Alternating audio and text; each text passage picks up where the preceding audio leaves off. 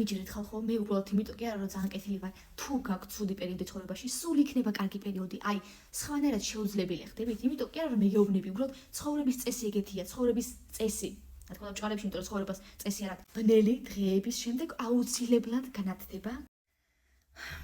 არ ვიცი რა დონეზე მეტყობა თუ არა, მაგრამ წეღან ვიტირე, იმიტომ რომ ნერვები ამეშალა დრაზე ამეშალა ნერვები იცით.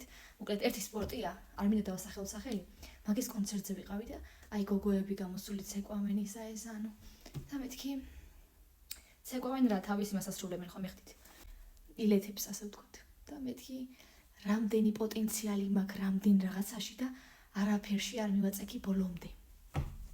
ამ ვიდეოდ უბრალოდ მინდა გითხრათ რომ აი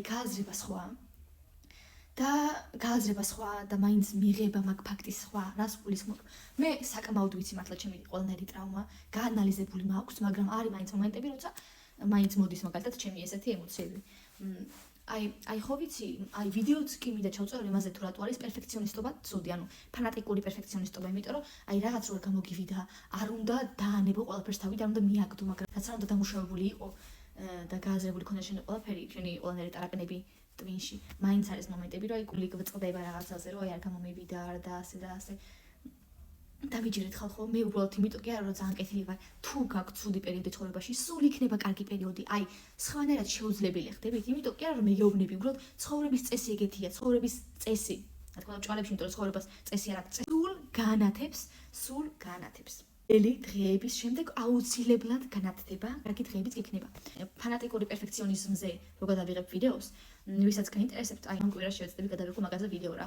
ეს ფანატიკური პერფექციონისტობა რაშია ცუდი და როგორ გვაზიანებს ეს შავ-თეთრი აზროვნება რა, რომ ან უნდა იყოს იდეალურად, ან არ უნდა იყოს.